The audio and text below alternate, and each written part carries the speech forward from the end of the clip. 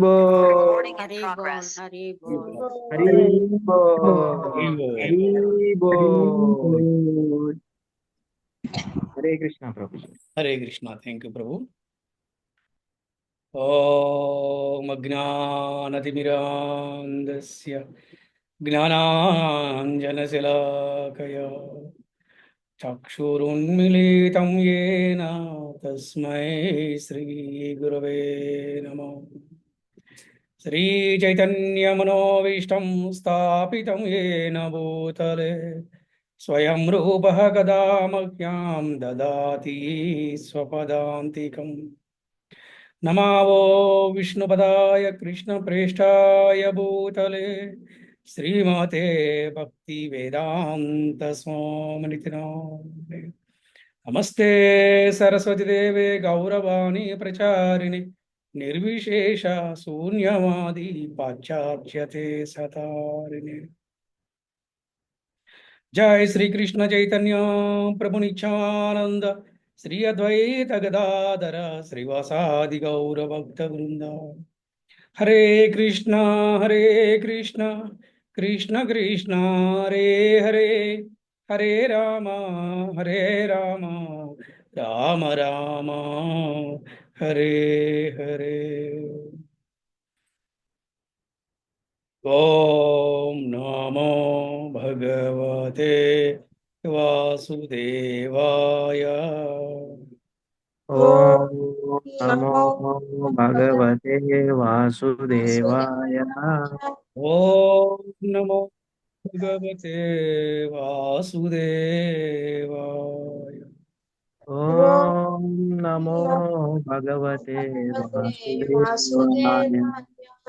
ओम नमो भगवते वासुदेवाय। ओम नमो भगवते वासुदेवाय। हरे कृष्ण। భక్తులందరికీ శ్రీకృష్ణ శుభమస్తు. అలాగే ఈనాటి భాగవత కథా ప్రవచనం ఇచ్చినటువంటి భక్తులందరికీ కూడా ఆత్మీయ ఆహ్వానం పలుకుతున్నాం. హరే కృష్ణ.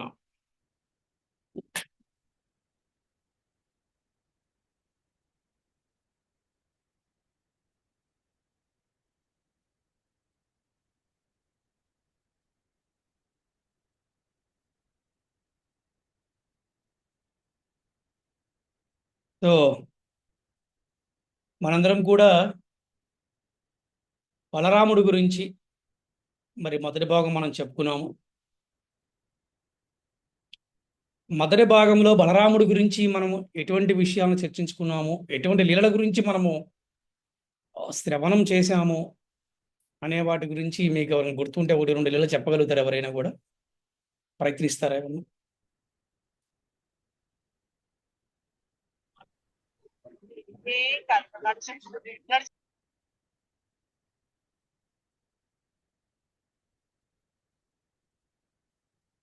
ఓకే.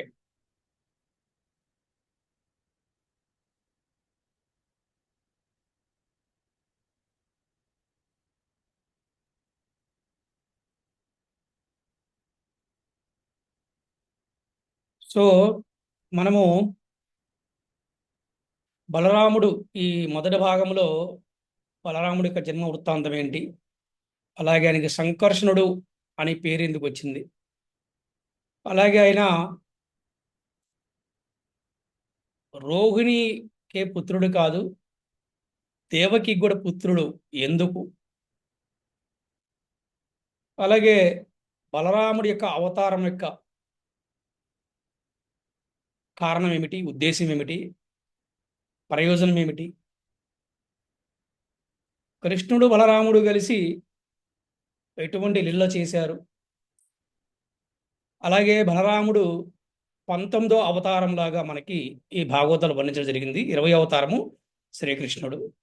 అలాగే బలరాముని భగవానుడు అని కూడా కీర్తించారు. ఎందుకు ఇటువంటి విషయాలన్నీ కూడా మనం చాలా కూడా చర్చించుకున్నాం. మరి ఈరోజు రెండవ భాగంలో ఇంకా మనం ఏం చర్చించాం ఒకసారి మనం చూద్దాం. అంటే బలరాముడు చాలా బలవంతుడు. అంటే బల అంటే బలదేవుడు, బలం గలవాడు. రాముడు అంటే ఆనందాన్ని ఇచ్చేవాడు కుటుంబానికి, బంధువులకి, స్నేహితులకి, సమాజంలో ఉన్నవారికి, ఆపదలో ఉన్నవారికి అందరికీ కూడా ఆనందాన్ని ఇచ్చేవాడే రాముడు అంటారనమాట. సో ఆ విధంగా బలరాముడు ఎన్నో చక్కని అద్భుతమైన లీల చేయడం జరిగిందనమాట.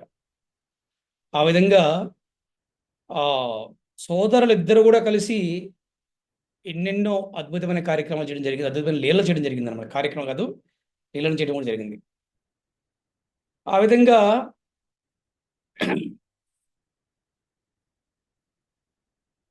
బలరాముడు ప్రలంబాసురుని కూడా వధించడం జరిగింది అనమాట. ప్రలంబాసురుని ఒక రాక్షసుని వధించడం జరిగింది. అలా గోపబాలుని రూపంలో వచ్చి గోపబాలుడితో కలిసిన ఆ దానవుని బలరాముడు తన అమోఘమైన బలంతో సంహరించాడు. ఆ విధంగా బలరాముడు ఈ లీల తర్వాత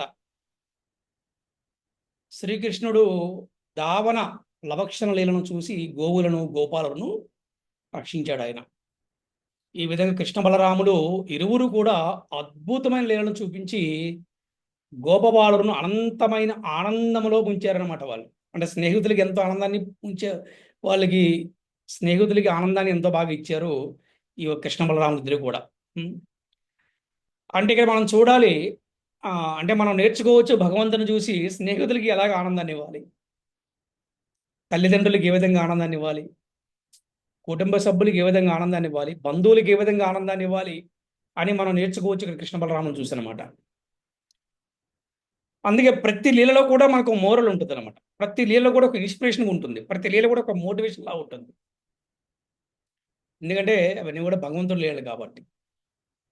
అందుకే చెప్తారు, మానవుని లీలలు భౌతికమైనవి, భగవంతుని లీలలు దివ్యమైనవి.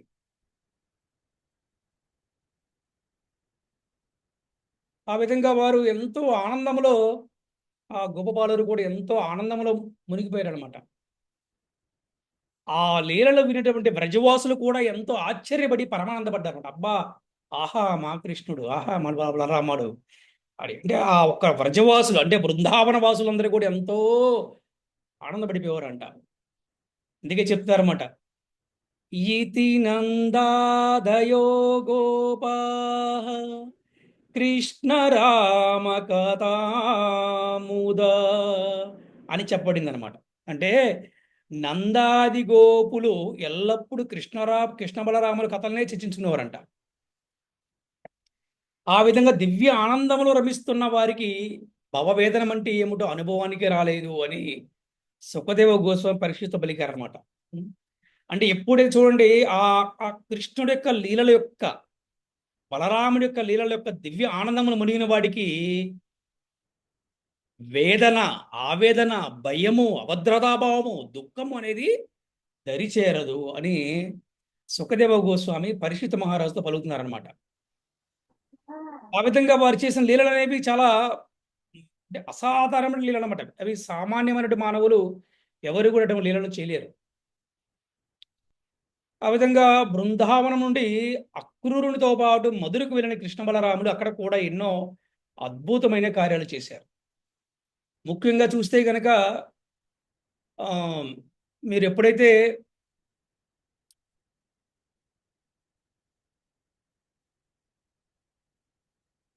ఈ మధురలో కంసుడు దాటికి చాలా మంది భయపడుతున్నారు, ఆ పన్ను కడతాము.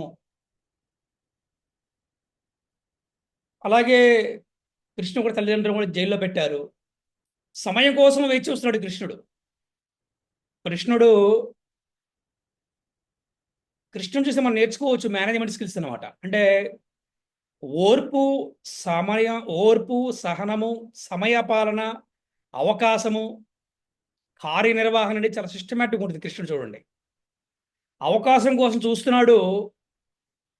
అక్రూరుడు బృందావనికి రావటం, నందమహారాజుతో మాట్లాడటం, కృష్ణ బలరాములు ఇద్దరు కూడా అక్రూరునితో వెళ్ళటం, ఇదంతా కూడా కృష్ణుడికి మంచి అవకాశం. ఎందుకు? వారి యొక్క తల్లిదండ్రులని విడిపించడం కోసం. అలాగే వారి యొక్క బంధువులందరినీ కూడా కంసుడి యొక్క చెర నుంచి, కంసుడి యొక్క బాధ నుంచి విముక్తి పొందడానికి, విముక్తి చేయడానికి కృష్ణుడికి మంచి అవకాశం వచ్చిందనమాట. అంటే ఇక్కడ కృష్ణుడు చూసి నేర్చుకోవాలి, తన తల్లిదండ్రులను ఏ విధంగా కాపాడుకున్నాడు, తన కుటుంబాన్ని ఏ విధంగా కాపాడుకున్నాడు, తన బంధువులు ఏ విధంగా కాపాడుకున్నాడు, అలాగే తన సమాజాన్ని ఏ విధంగా కాపాడుకున్నాడు అనేది మనం చూసి నేర్చుకోవచ్చు అనమాట. ఆ విధంగా అక్రూరునితో పాటు వెళ్ళారు. అక్రూరుణ్ణి కంసుడే పంపించాడు అనమాట. అంటే ఎలా ఉంటుందంటే, పిలిచి మరీ కొట్టించుకుంటామంటే ఇదేనమాట. ఎవరికి? కంసుడికి పిలిచి మరీ కొట్టించుకుంటాం అనమాట. ఇది మంచి అవకాశంగా భావించారు కృష్ణ బలరాముడు. నాన్నగారు మేము వెళ్తామన్నారు. నందమహారాజు, అయ్యా మీరు చిన్న వయసులో ఉన్నారు, కానీ కంసుడు చాలా భయంకరమైనటువంటి వ్యక్తి అని చెప్పినా కూడా కృష్ణ బలరాం లేదు మేము వెళ్తామన్నారు. యశోదామి కూడా ఏడుస్తుంది, అయినా కూడా వాళ్ళు మధురకు బయలుదేరుతారనమాట. సో అక్కడికి వెళ్ళి అక్కడ చాలా బలమైనటువంటి వాడు ముష్టికుడు అని చెప్పి ఉంటాడనమాట. అలాగే చాణురు, వీళ్ళిద్దరినీ కూడా బలరాముడు కృష్ణుడు ఇద్దరు కూడా వారిని వధించారంటే చంపేశారనమాట. చక్కగా వీళ్ళ వయసు అప్పుడు ఎంత? కేవలం 6, కేవలం చాలా తక్కువ వయసు అనమాట వీళ్ళది. సరే 6 కాదు, సుమారు ఒక 8, 9 అలా ఉండొచ్చు అనుకుంటా. చాలా తక్కువ వయసు. ఈ వయసులో వారు అతి బలమైనటువంటి ముష్టికుని కూడా చాణుని కూడా వాళ్ళు వధించడం జరిగింది. ఆ తర్వాత తల్లిదండ్రులు ఇద్దరిని కూడా జైలు నుంచి విడుదల చేశారు. వాళ్ళని చక్కగా పుత్ర ప్రేమని వారు అనుభవించే అవకాశాన్ని కల్పించారు. అంటే వారు కొంతకాలం తాత్కాలికంగా జైల్లో ఉన్నారు, కానీ ఆ తర్వాత ఎక్కడున్నారంటే ద్వారకా నగరంలో కొడుకు నిర్మించినటువంటి పెద్ద ద్వారకా నగరంలో వాళ్ళు ఎంతో అనుభవించారు, ఎంతో మంచి సుఖాలను కూడా అనుభవించసాగారు వాళ్ళు. ఇలాగా ఇంతవరకు ఒక్కొక్క రాక్షసుని వధిస్తూ వచ్చిన కృష్ణ బలరాములు పెద్ద సంఖ్యలో రాక్షసుల్ని, దుర్జనులను వధించి భూభారాన్ని తగ్గించే కార్యాన్ని ఆరంభించారు. కంసుడు వధింపబడిన తర్వాత అతని భార్యలు తమ తండ్రి అయిన జరాసంధుడి చెంతకు వెళ్ళి కృష్ణుని వలనే తమకు వైదవ్యం కలిగిందని ఏడుస్తూ చెప్పారు. చూస్తే కనుక కంసుడు వధించారు. ఈ కంసుడు యొక్క భార్యలు వీరు ఎవరంటే జరాసంధుడి కూతురులు. వీళ్ళు జరాసంధుడి దగ్గరికి వెళ్ళి బాధపడ్డారు, మా కృష్ణుడి వల్ల మేమంతా కూడా వైదవ్యం అంటే భర్త లేని వారు అయిపోయామని చెప్పి ఏడుస్తూ చెప్పారన్నమాట. అప్పుడు జరాసంధుడు తీవ్రమైన కోపంతో అతను ఏమి సంకల్పం చేశాడంటే, ఈ భూమి మీద మొత్తం కూడా యాదవరహితం చేస్తాడు. యాదవరహితం అంటే యాదవులనే లేకుండా చేస్తానని చెప్పేసి ప్రతిజ్ఞ చేస్తాడు అనమాట. అలాగా జరాసంధుడు 18 సార్లు యుద్ధం చేశాడు కృష్ణ బలరాములతోటి, కానీ ఒక్కసారి కూడా గెలవలేదు అనమాట. 18 సార్లు అనమాట. ఆ విధంగా బలరాముడు జరాసంధుని బంధించాడు, కానీ కృష్ణుడు చెప్పాడు వదిలేసే జరాసంధుని చెప్పేసి. ఆ విధంగా అవమానించి పంపిబడిన జరాసంధుడు తిరిగి సైన్యంతో వచ్చి కృష్ణ బలరాముని మళ్ళీ ఎదిరించాడు. కానీ ఈసారి కూడా సమస్త సైన్యం నశించిపోయింది, ఓడిపోయాడు. ఇలాగా 17 సార్లు ఓటమిని చెవి చూశాడు అనమాట. కానీ ఈ క్రమంలో భూభారం క్రమంగా తగ్గిపోయింది. 18వ కూడా వాడు దాడి చేసినప్పుడు ఒక విషమ పరిస్థితి ఎదురైందనమాట. అదే సమయంలో కాళయవీరుడు అనే యవన వీరుడు కూడా 3 కోట్ల సేనతో మధురని ముట్టడించాడనమాట. అప్పుడు శ్రీకృష్ణుడు ద్వారకా నగరాన్ని నిర్మించి రాత్రికి రాత్రి యాదవులందరినీ కూడా తన యోగ బలంతో చేర్చి బలరాముని మధుర కాపలా ఉంచి తానొక్కడే కాళయవనుని ఎదిరించాడు. ఈ విధంగా బలరాముని సహాయంతో శ్రీకృష్ణుడు అద్భుతమైన లీలలను చూపి భూభారాన్ని హరించాడు. ఇంతవరకు మనం ఏం చెప్పుకున్నామంటే, బలరాముడు జన్మ వృత్తాంతం గురించి చెప్పుకున్నాం, బలరాముడి బాల్యలీల గురించి చెప్పుకున్నాం, బలరాముడు కృష్ణుడు కలిసి ఏ విధంగా వెనదొంగతనం చేశారు, వీళ్ళిద్దరు కలిసి ఏ విధంగా లీలలు చేశారు, వీళ్ళిద్దరు కలిసి ఎన్ని యుద్ధాలు చేశారు. ముఖ్యంగా జరాసంధుడు 17 సార్లు అంటే మొత్తం 18 సార్లు వాడు యుద్ధం చేస్తే వాడితో ఏ విధంగా వీరు యుద్ధం చేశారు.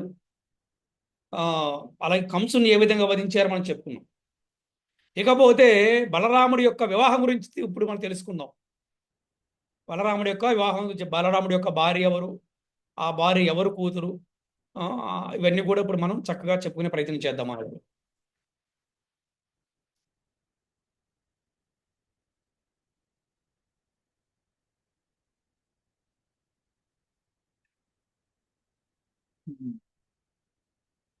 బలరాముని యొక్క భార్య పేరు రేవతీదేవి. రేవతి. ఆమె కుకుద్మి తనయ, అంటే కుకుద్మికి కూతురు అన్నమాట. కుకుద్మిని ఆయనకి.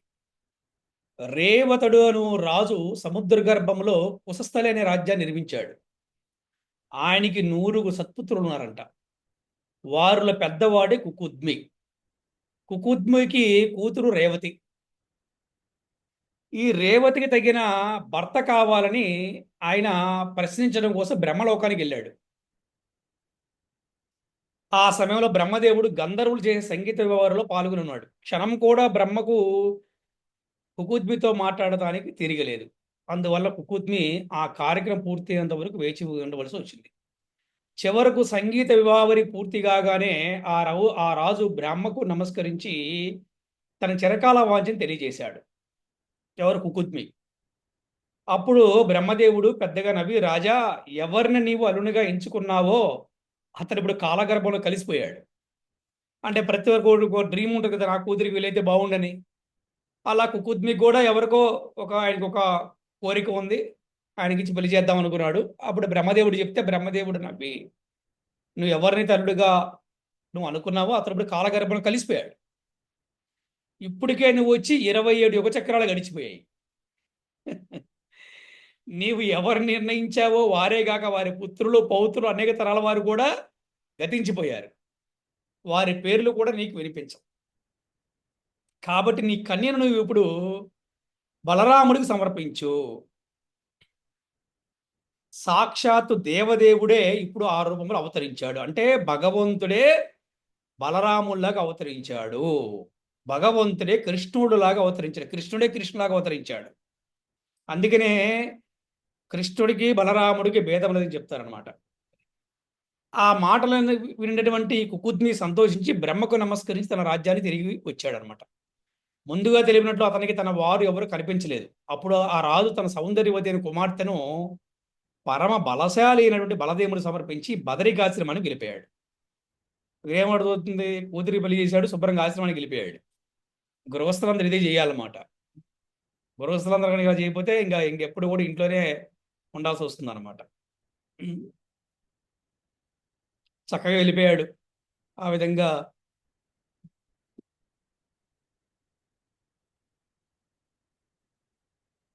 అదేవిధంగా ఒకసారి బలరాముడు నంద యశోదాది బంధువులను చూడటానికి బృందావనానికి వెళ్ళాడు. అతనిని చూడంగానే అందరికి కూడా ప్రాణం వచ్చినట్టయింది. అలాగే నంద మహారాజు, యశోద తన చక్కగా బలరాముని ఆలింగనం చేస్తున్నారు, ఆశీర్వదించారు. బలరాముడు బంధుత్వం అనుసరించి సర్వులతో చక్కగా అందరితో ప్రేమగా కుశల ప్రశ్నలు అడిగాడు. అక్కడే 2 నెలలు ఉండి గోపికలతో కలిసి బృందావనంలో ఆయన చక్కగా తిరగడం జరిగింది. అలాగే ఆయన ఏమంటారంటే ఈ యొక్క వనంలో సంచరిస్తున్నప్పుడు జలక్రీడ చేయి కోరుకున్నాడు. జలక్రీడ అంటే స్విమ్మింగ్ అంటారు, స్విమ్మింగ్ చేద్దాం అనుకుని యమున అని ఆయన దగ్గరికి పిలిచాడు. యమున తెలిసి యమున అన్నది. అతని ఆదేశాన్ని యమున ఉపేక్షించింది. దాని కోపం వచ్చింది బలదేవుడికి. తన హలాయుధం అని ఆయన ఒక ఆయుధం ఉంటుంది, దాంతో యమున నదిని 100 చీలికలుగా చేసేయడానికి సిద్ధపడ్డాడు అనమాట. దాంతో భయపడేటువంటి యమున అతని పాదబద్ధంలో పడి క్షమాపణ కోరుకుందనమాట. అలాగే బలదేవుని స్తుతించి తన తప్పుని మన్నించమని వేడుకుంది. అప్పుడు బలదేవుడు ఆమెను క్షమించి తన చెంతకే వచ్చినట్టు ఆ జలంతో వనితలతో కలిసి క్రీడించాడు. ఆ యమునా నది ఇప్పటికి కూడా నాగటి పోటు చిహ్నములను మనము గమనించవచ్చని చెప్తారనమాట. అంటే ఆ యమునాలో ఇప్పటికి కూడా ఆ నాగలి పోటు చిహ్నాలు ఉంటాయన్నమాట అని చెప్తుంటారు. ఈ విధంగా బలదేవుని లీలలను జయదేవ గోస్వామి కూడా తన సుప్రసిద్ధమైనటువంటి దశావతార సూత్రంలో పొందుపరిచారనమాట. ఇలా చెప్తున్నారు అన్నమాట. వహ శివ పుషి విశదే వసనం జలదావం హలహతి భీతి మిలిత యమునామం కేశవ ధృత హలధరి రూప జయ జగదీశ హరే ఓ కేశవ ఓ జగదీశ. హలధర బలరాముని రూపమును ధరించిన ఓ హరి, నీకు జయము జయము. ఉజ్వలమైన ధవలవర్ణ దేహముపై నీవు నవనీరద వర్ణ వస్త్రమును ధరించితివి. అవి నీ హలాయుధ గాతమునకు మిగుల భీతి చెందిన యమునానది యొక్క సుందరమగు శ్యామల వర్ణమును కలిగి ఉన్నావు. ఈ విధంగా జయదేవ గోస్వామి కీర్తించారంట. ఈ ఒక జయదేవ గోస్వామి దశావతార స్తోత్రము ఒకటి కీర్తించారు ఆయన. అది చాలా అద్భుతంగా ఉంటుందన్నమాట. అది మన శ్రీపాద మహారాజు అంటే భక్తి స్వరూపదామోస మహారాజు గారికి చాలా ఇష్టమైనటువంటిది అనమాట ఈ దశావతార స్తోత్రం అనమాట. చాలా బాగా పడతారు వారి యూట్యూబ్లో కూడా మీరు ఎప్పుడైనా చూడొచ్చు అనమాట. ఆ విధంగా బలరాముని యొక్క పరాక్రమాన్ని వర్ణించే వేరొక లీల ఈ విధంగా ఉందన్నమాట. జాంబవంతి తనుడైనటువంటి సాంబుడు అంటే కృష్ణుడు కొడుకే. ఒకసారి దుర్యోధనుని పుత్రిక లక్ష్మణను స్వయంవర మండపం నుంచి అపహరించగా కౌరవులు అతన్ని బంధించడానికి ప్రయత్నించారు. మనకు తెలిసిందే, యాక్చువల్గా బలరాముడి శిష్యుడే దుర్యోధనుడు. బలరాముడి దగ్గర వాడు గదాయితో నేర్చుకున్నాడు అనమాట. ఆ బలరాముడి యొక్క కూతురు లక్ష్మణ, దాని పేరు. సాంబుడు ఇష్టపడ్డాడు, ఇద్దరు కూడా ఇష్టపడ్డారు. అలాగా మండపం నుంచి అపహరిస్తే కౌరవులు అతన్ని బంధించారు, ప్రయత్నించారు. కానీ సాంబుడు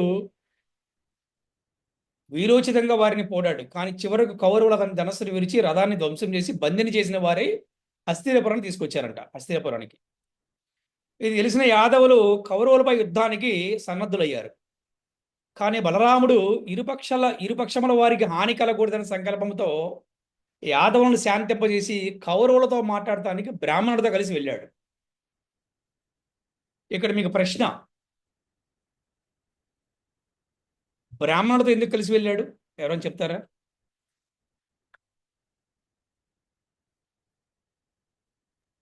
హరే కృష్ణ ప్రభుజీ. అంటే బ్రాహ్మణులకి శాస్త్ర ప్రకారము ఏది మంచి, ఏది చెడు, ఏది ఎప్పుడు చేయాలనేది జ్ఞానం కలిగి ఉంటారు ప్రభుజీ. అందుకనే పురాతన కాలంలో ఎంత పెద్ద మహారాజులైనా వాళ్ళకి సలహాదారులుగా బ్రాహ్మణులు పెట్టుకునేవాళ్ళు ప్రభుజీ. So correct. ఎందుకంటే శాంతి సందేశానికి వెళ్ళేటప్పుడు మనం ఎప్పుడు కూడా శాంతంగా ఉండే వాళ్ళు తీసుకెళ్ళాలి. ఇది కూడా ఒక మోరల్ అనమాట. ఎస్, సలహాదారులు correct. At the same time ఏంటంటే ఎప్పుడు కూడా ఆలోచనాపరమైనటువంటి అంటే శాంత స్వభావంతో వాళ్ళతో తీసుకెళ్తే శాంతి సందేశాలు మనకి సక్సెస్ అవుతాయి అన్నమాట. ఆ విధంగా బ్రాహ్మణులు స్వతహాగా శాంతంగా ఉంటారు, సత్వగుణంగా ఉంటారు కాబట్టి వారు ధర్మం మీద అధర్మం మీద చెప్తారు. కాబట్టి జనరల్గా ఆ రోజుల్లో రాజులు ఏం చేసినప్పుడు కూడా బ్రాహ్మణులనే తీసుకెళ్లేవారు, వారి సలహాలు సూచనతో పాటు ఉండేవాళ్ళు. అందుకే మీకు ఎంతోమంది రాజులకి కూడా రాజగురువులుగా బ్రాహ్మణులు ఉండేవారు అనమాట. సో ఆ విధంగా చక్కగా అంటే ఇక్కడ చూస్తే కనుక బలరాముడు సాక్షాత్ భగవంతుడు అయినప్పుడు కూడా ఎవరికి ఇవ్వాల్సిన గౌరవాన్ని వారికి ఇచ్చారనమాట. ధర్మంతో సాక్షాత్ భగవత్ ప్రణీతం. అరే బలరాముడికిను కృష్ణుడి తెలవని ధర్మం ఇంకేమైనా ఉందా?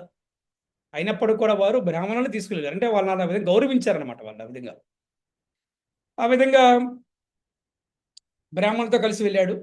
హస్తినాపురం చేరుకున్న తర్వాత ఒక ఉద్యానవనంలో విడిది చేసి ఉద్ధవుని తన దూతగా ధృతరాష్ట్రం దగ్గర పంపాడు. ఉద్ధవుని పంపించాడు అనమాట. వెళ్ళి మాట్లాడరమ్మని చెప్పి ధృతరాష్ట్రుడి దగ్గరికి పంపించడం జరిగింది. అతని వెంట కౌరవులు విడిదికి వచ్చేసి బలదేవుని పూజించారు. ఎందుకు బలదేవుని పూజించారు అంటే ఇక్కడ ఒకటి గుర్తుపెట్టుకోవాలి. ముఖ్యంగా చూస్తే కనుక గదాయుద్ధం నేర్చుకున్నది బలరాముడి దగ్గర నేర్చుకున్నాడు దుర్యోధనుడు. అందుకని వారికి కొద్దిగా ఆ గురుభక్తి అనేది కొద్దిగా ఉంటుంది. ఆ విధంగా వాళ్ళు వచ్చి బలదేవుణ్ణి గౌరవించారు, పూజించారు. తర్వాత బలరాముడు వారితో మీరు అధర్మ యుద్ధములో సాంబుని ఓడించి బంధించారు. కాబట్టి పరస్పర హితమును ఆలోచించి అతను నాకు అప్పగించమని ఉగ్రసేనుని మీద ఆదేశించినాడు అని పలుకగా చెప్పారు. చెప్పంగానే కౌరవులకి కోపం వచ్చింది. నోటికి వచ్చిన మాటలు అన్నారనమాట. ఇక్కడ గమనించాలి. అంటే సమాజంలో గురువుని కూడా కొంతమంది ఇలాగ సెలెక్ట్ చేసుకుంటారు. అదొక విషయం గుర్తుకొస్తుంది, నాకు చెప్పాలనిపిస్తుంది. ఇది కూడా ఒక మోరల్ ఈ క్లాస్లో. అంటే కేవలం మన అవసరాల కోసమే మనం ఎప్పుడు గురువుని సెలెక్ట్ చేసుకోకూడదు. ఇక్కడ కౌరవులు వారి యొక్క అవసరాల కోసమే గురువుని సెలెక్ట్ చేస్తున్నారు, ఎవరిని? బలరాముణ్ణి. అది వాళ్ళకి రివర్స్ కొట్టింది. ఫస్ట్ పూజించారు, గౌరవించారు, కానీ ఎప్పుడైతే సాముడిని మాకు అప్పచెప్పని అనగానే కోపం వచ్చేసింది వాళ్ళకి. అంతేకాదు, అనకూడని మాట అని అన్నారు, అవమానించారు బలరాముడిని. దానికి బలరాముడికి సహజంగానే కోపం ఎక్కువ. ఎందుకంటే ఈ ఒక్క అవతారంలో అలాగే ఉండాలి. ఈ అవతారం యొక్క ఉద్దేశం అది అనమాట. ఎందుకంటే వారు వచ్చిందే క్షాత్ర భావంతో వచ్చారనమాట. వాళ్ళు ఈ యొక్క భూమండలంలో ధర్మాన్ని స్థాపించడం కోసం, దుర్మార్గం నశించడం వచ్చారు కాబట్టి ఆ రకంగా ఉంటారన్నమాట వాళ్ళు. అప్పుడు కోపం వచ్చింది బలదేవుడికి. కౌరవరహితం చేస్తానని చెప్పేసి ఆయన పలుకుతూ హస్తినాపురాన్ని మొత్తాన్ని కూడా చేతులతో పట్టుకొని దాన్ని పగలగొట్టేసి గంగలో కలిపేస్తానని చెప్పాడు అనమాట. అటువంటి కార్యానికి ఆయన రెడీ అయిపోయాడు. తన ఆయుధాన్ని దక్షిణ దిక్కు గుర్చాడు, ఇలా పైకి ఎత్తబోయాడు అనమాట. ఎమ్మటే ఈ ప్రళయం ముంచుకొస్తుంది తెలుస్తున్నారు కౌరవులు. బలరాముడి శరణ పొందారు. తర్వాత దుర్యోధనుడు తన పుత్రులను సాంబుడికి ఇచ్చి సమర్పించాడు అనమాట. ఆ విధంగా బలరాముడు సాంబుని, అతని పత్నిని తీసుకొని ద్వారకకు వచ్చి అన్ని వివరాలు తన వారికి చెప్పడం జరిగింది అనమాట. ఆ విధంగా బలరాముని యొక్క మహాపరాక్రమాన్ని సూచిస్తూ నేటికి కూడా హస్తినాపురం యొక్క దక్షిణ భాగము ఇప్పుడు కూడా కనబడుతుందంట. ఏ విధంగా అయితే ఈయన తన నాగలతోటి ఇలా కూర్చి లేపాడో ఆ విధంగా కనబడుతుంది అనమాట. ఇప్పుడు కూడా చెప్తుంటారు. ఈ విధంగా అనంతుడు, ఆదిశేషుడైనటువంటి బలరాముని లీలలు అనంతమని చెప్తుంటారు అన్నమాట. ఆ లీలామృత సాగరంలోని ఏదో ఒక బిందువునే మనం చూడగలము, కానీ దాని తీరము మనం గోచరించదు. అంటే అన్ని లీలలు ఉన్నాయన్నమాట. అట్లా ఏదో మనం కొన్ని అంటారు కదా, అంటే ఒక పెద్ద సాగరంలో ఒక నీటి బిందుని మనం చూడగలుగుతాం. అట్లాగే ఆయన చేసినటువంటి లీలల్లో, ఎన్నో లీలల్లో మనం కొన్ని మాత్రమే మనము చెప్పగలుగుతాం అనమాట. ఆ విధంగా భాగవతములోని దశమస్కందములో బలదేవుని పాత్ర అడుగడుగున కూడా వస్తుంది అనమాట. దశమస్కందం అంటే 10వ స్కందంలో కృష్ణుడు ఏర్పాటు చేసిన పథకం ప్రకారం అర్జునుడు సుభద్రను అపహరించినప్పుడు బలరాముడు కోపంతో అర్జునుడిని సంహరించాలనుకున్నాడు. కానీ శ్రీకృష్ణుడు బలరాముని పాదాల పడి ప్రార్థించగా అతని కోపం తొలగిపోయిందని. తర్వాత సుభద్రార్జునుల వివాహానికి అతను ఒప్పుకున్నాడు. అంటే ఇక్కడ కృష్ణుడిని చూసి మనం ఒకటి నేర్చుకోవచ్చు. కృష్ణుడు ఏంటి, బలరాముని పాదాల పడి ప్రార్థించడం ఏంటి? ఎవరైనా చెప్పండి మన క్లాస్లో. అంటే ప్రభుజీ, భక్తులను కాపాడటం కోసం భగవంతుడు ఎంత స్థాయి కన్నా దిగజారుతాడు అనేదానికి ఇది ఒక ఎగ్జాంపుల్ ప్రభుజీ. ఎస్. సో చూసారా, అలాగే కార్పొరేట్లో సాఫ్ట్ స్కిల్స్ అంటారు, మీరు విని ఉంటారు. సాఫ్ట్ స్కిల్స్ అంటే మేనేజ్మెంట్ స్కిల్స్. అంటే అనుకున్న కార్యం నెరవేర్చాలనుకున్నప్పుడు కోపంలో ఉన్న వాడిని ఏ విధంగా తగ్గించాలో కూడా ఒక స్మార్ట్ మేనేజ్మెంట్ అనమాట. ఆ విధంగా కృష్ణుడు బలరాముడి యొక్క పాదాల పడి ప్రార్థించి కోపం తగ్గిపోయింది. చూసారా? అంటే ఇవన్నీ కూడా ఒక చెప్పంటే మేనేజ్మెంట్ స్కిల్స్ అనమాట ఇవన్నీ కూడా. అలాగే చెప్తారన్నమాట. అంటే ఎక్కడ తగ్గాలో ఎక్కడ నగ్గాలో తెలవాలని చెప్పేసి మనం కృష్ణుని చూసి నేర్చుకోవచ్చు. ఆ విధంగా తర్వాత బలరాముడు ఒప్పుకున్నాడు. ఎందుకంటే జనరల్గా సుభద్రాని దుర్యోధనుడు ఇచ్చి పెళ్లి చేయాలని చెప్పి అనుకుంటాడు. దుర్యోధనుడు కౌరవులు బలరాముడి దగ్గర విద్య నేర్చుకుని అందుకు వాడి పన్నాగం అదే. ఏదో రకంగా వాళ్ళు ఆ సుభద్రని పెళ్లి చేసుకోవాలి, ఇప్పుడు ద్వారకానగరం కూడా మంది అయిపోద్దని ప్లాన్ చేశారనమాట వాళ్ళు. వాళ్ళు మామూలు కాదు. కానీ కృష్ణుడు వాళ్ళ యొక్క ఆటలు సాగనివ్వడు కదా. కృష్ణుడి ప్లాన్ ఏంటి? అర్జునుడికి ఇచ్చి పెళ్లి చేయాలి సుభద్రాని. ఇలాగే చక్కగా చివరికి బలరాముడు ఒప్పుకున్నాడు సుభద్రాకిను అర్జునుడి పెళ్లి చేయడం కోసం. వాళ్ళిద్దరికి పుట్టినవాడే అభిమన్యుడు. ఆ అభిమన్యుడి కొడుకే భాగవత నాయకుడైనటువంటి పరీక్షిత్ మహారాజు. అభిమన్యునికి మేనమామ కాబట్టి బలదేవుడే అతనికి అంత్యక్రియలు చేశాడు. ఎవరికి? అభిమన్యుడికి. ఈ విధంగా కురు పాండవుల వ్యవహారంలో తటస్థ వైఖరి అనుసరించిన బలరాముడు కురుక్షేత్ర రణ సమయంలో తీర్థయాత్ర వెళ్ళిపోయాడు.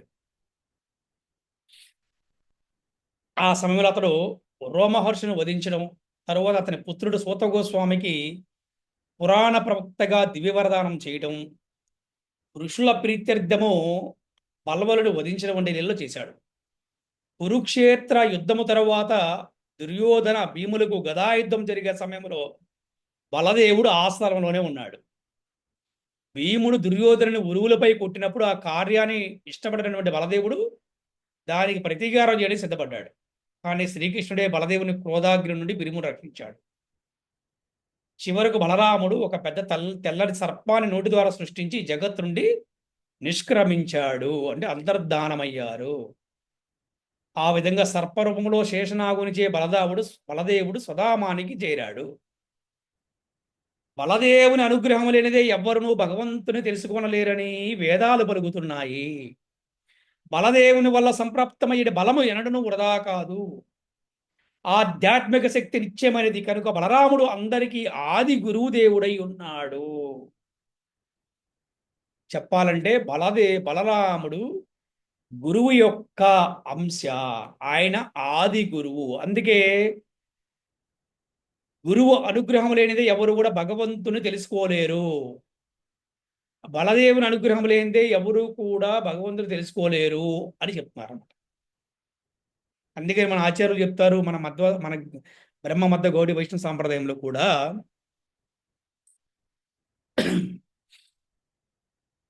మృదంగము, కరతాలు ఇవి కూడా బలరాముడి యొక్క స్వరూపం చెప్తారు. అందుకే వాటిని మనం చాలా చక్కగా గౌరవించాలి. సో హరే కృష్ణ కృష్ణ కృష్ణ హరే హరే, హరే రామ రామ రామ హరే. శ్రీల ప్రభుపాదికి శ్రీల గురుదేవుకి పంచాకల్పతరుభ్యశ్చ కృపా సింధుభ్యో చ పతితానాం పావనేభ్యో వైష్ణవేభ్యో నమో నమః. హరే కృష్ణ.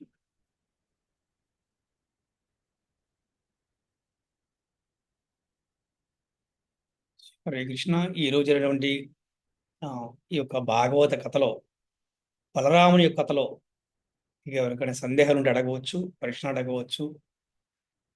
అలాగే ఈ కథలో మోరల్ ఏంటి, ఈ కథ ద్వారా మీరేం తెలుసుకున్నారు, మీరేమైనా చెప్పాలనుకుంటే మీరు కూడా చెప్పవచ్చు. హరే కృష్ణ.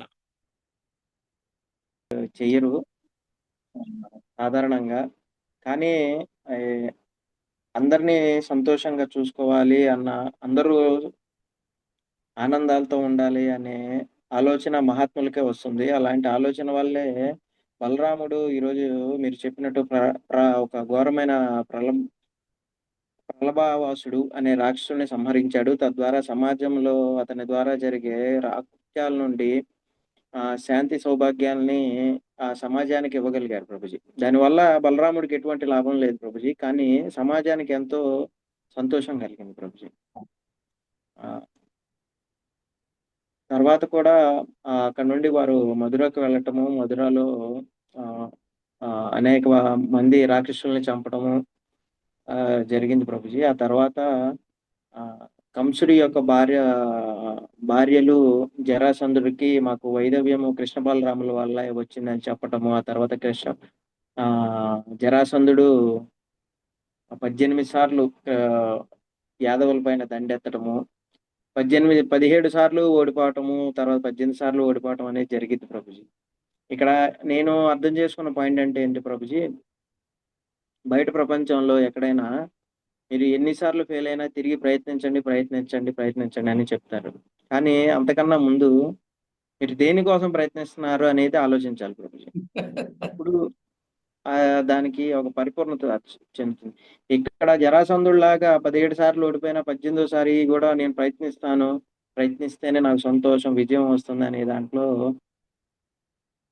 ఎటువంటి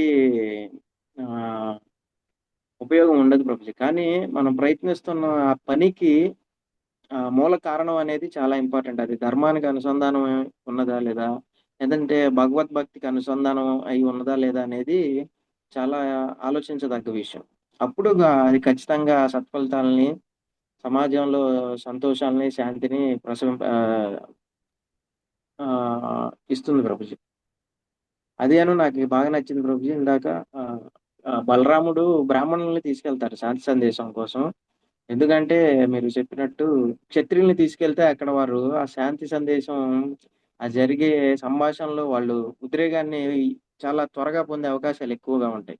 ఇది కూడా నిజంగా చాలా కమ్యూనికేషన్ ట్రిక్స్ బాగా తెలిసిన వాళ్ళే ఈ పని చేస్తారు ప్రభుజీ.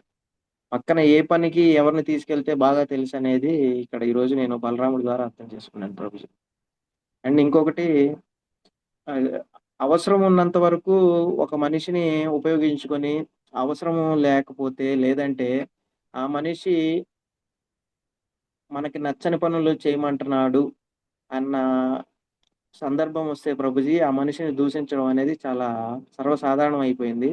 కానీ దాని గురించి మనం బాధపడకూడదు. మనం ఆ పరిస్థితిలో మంచిని మాత్రమే చూడాలనేది కౌరవులు అప్పటి వరకు బలరాముణ్ణి పూజిస్తా ఉంటారు ప్రభుజీ. కానీ ఎప్పుడైతే బలరాముడు దుర్యోధనుని కూతుర్ని అడగంగానే దూషించడం మొదలు పెడతారు. సో ఇది దేవతలకి సాక్షాత్తు బలరాముడికి కూడా తప్పలేదు. కానీ ఇలాంటివన్నీ మన దైనందిక జీవితంలో సర్వసాధారణం కాబట్టి ఇలాంటి విషయాలు మనం రోజు ఈ క్లాస్ ద్వారా విని వీటిని మన జీవితంలో అన్వయం చేసుకొని భక్తులు ముందుకెళ్లాలని కోరుకుంటాను ప్రభుజీ. హరే కృష్ణ. హరే కృష్ణ. బాగా చెప్పారు. Thank you. హరే కృష్ణ. హరే కృష్ణ గురూజీ. ఈ రోజు జరిగిన బలరాముడి కథ నుంచి నేనేం తెలుసుకున్నాను అంటే, బలరాముడు స్వయంగా ఒక గురు స్వరూపమని, అలాగే మృదంగము, కరతాలు వీటన్నిటిని కూడా బలరాముని స్వరూపం అంటారు అని తెలుసుకున్నాను. అండ్ అలాగే బలరాముడికి భగవంతుడైన శ్రీకృష్ణుడికి భేదం లేదు అని తెలుసుకున్నాను గురూజీ. అండ్ బలరాముడి యొక్క భార్య రేవతి అని తెలుసుకున్నాను. అండ్ అలాగే భగవంతుడైనా కానీ ఎవరికి ఇవ్వాల్సిన గౌరవం వారికి ఇచ్చారు. లైక్ ఎలా అంటే, సలహా సూచనల కోసం, శాంతి ఒప్పందాల కోసం బ్రాహ్మణుని తీసుకువెళ్ళడం. అండ్ ఇంకొక పాయింట్, బలరాముడు కోపంగా ఉన్నప్పుడు బలరాముని కాళ్ళు కృష్ణుని పట్టుకొని ప్రార్థించి కోపం తగ్గించారు. ఎందుకంటే కృష్ణుడు తన భక్తుల కోసం ఎన్ని మెట్లైనా దిగడానికి సిద్ధపడతారు అని ఇక్కడ తెలుసుకున్నాను గురుజీ. లైక్ సిచ్యువేషన్ కి తగ్గట్లు ఎవరికి ఏం చేస్తే, ఎలా చేస్తే అక్కడ మనుషులు, అక్కడ పరిస్థితులు సర్దుకుంటాయో ఇవన్నీ భగవంతుడైన శ్రీకృష్ణునికి బాగా తెలుసు. లైక్ హీరోలా ఎక్కడ నెగ్గాలో కాదు, ఎక్కడ తగ్గి ఉండాలో తెలిసి ఉండటం కూడా ఒక గొప్ప స్కిల్. సో ఇక్కడ మేనేజ్మెంట్ స్కిల్స్ అనేవి వీరి నుంచి బాగా తెలుసుకోవచ్చు అని తెలుసుకున్నాను గురూజీ. హరే కృష్ణ గురూజీ. హరే కృష్ణ. Very good. బాగా చెప్పారు. ఈరోజు క్లాస్ లో నేను తెలుసుకుంది ఏంటంటే, జరాసంధుడు 18 సార్లు కృష్ణుడి మీద యుద్ధంకి రావడము, మళ్ళీ ఓడిపోతూనే ఉన్నాడు. కానీ ప్రజలకు బాగా యుద్ధం వల్ల లాస్ వస్తుందని చెప్పి కృష్ణుడు రాత్రికి రాత్రి ద్వారకాని కట్టారు. అప్పుడు మధురకి నాయకుడిగా బలరాముడి నుంచి కృష్ణుడు రాత్రికి రాత్రే ద్వారకాని కట్టడం తెలుసుకున్నా గురూజీ. ఇంకా బలరాముడి భార్య రేవతి అని తెలుసుకున్నారు గురూజీ. రేవతి యొక్క తండ్రి ముకుద్ముడు. తను ముకుద్మి.